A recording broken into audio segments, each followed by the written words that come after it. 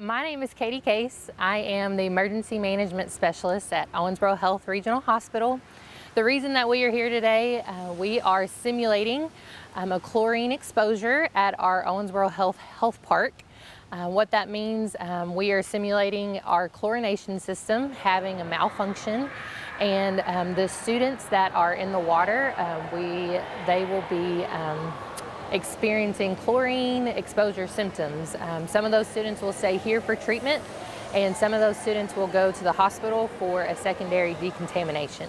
So if you look in the news, different stories, this is becoming more and more frequent, and we've never practiced this here before in Daviess County, and we will be doing a partnership with our local first responders, so fire, ambulance, different things, and we will be doing an initial decon here, but then also at the hospital. And we have a lot of public pools in our area, in our region, water parks, different things like that. So this just gives all of us a tool and a practice to know how to handle that situation if it ever occurs.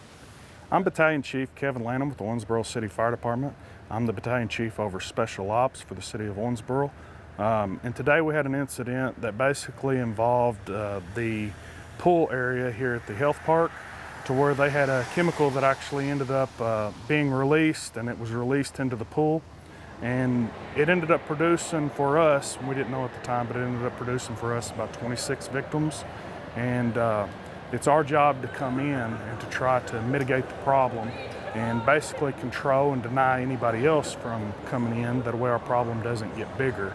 And our guys did a good job of that today. They showed up. They quickly developed staging areas. They also made entry into the structure to get all the victims that were actually in contact with this chemical directed out so that they could be deconned to a decon line.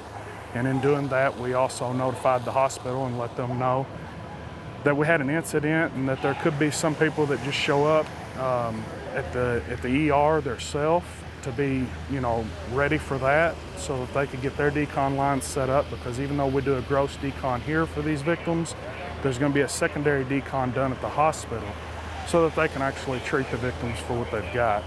The ones that had more severe symptoms assigned to them, they were brought here to the hospital via AMR ambulance. And now what is taking place behind me, we are doing a secondary decontamination.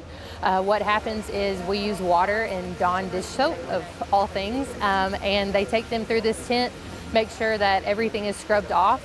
We are simulating the chlorine with chocolate syrup, so it's a visual aid for our first responders and our decon team. And then once they go through that decon process, that secondary decon process, they are safe to come inside the hospital to receive medical treatment. My name's Victor Nevis. I go to Daviess County High School, and today we're doing a chlorine exposure training.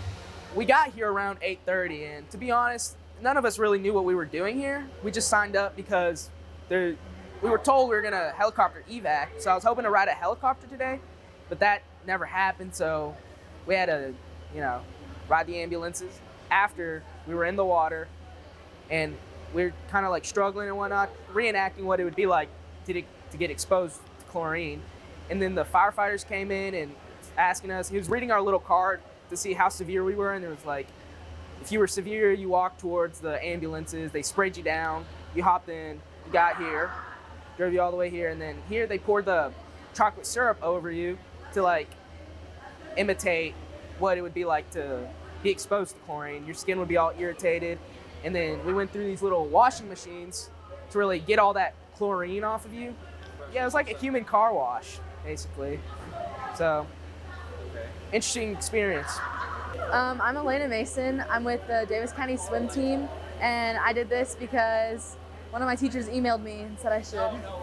We were told to get in the pool, and then we had to get out and start coughing and doing all these symptoms that were on this tag or card. And then firefighters came in and they were like, if you can stand up. And then we followed them to fire trucks, and we got sprayed by fire hoses, and then we got sat in the ambulance. The whole point of drills and exercises is to identify capability gaps. We have already found multiple ones. Not every drill is going to go perfectly. We don't want it to, because It's a very big learning experience or learning curve. So it's important for us to drill different scenarios and frequently as much as we can, because that also helps with our partnership with local first responders to respond to our community and help our community out.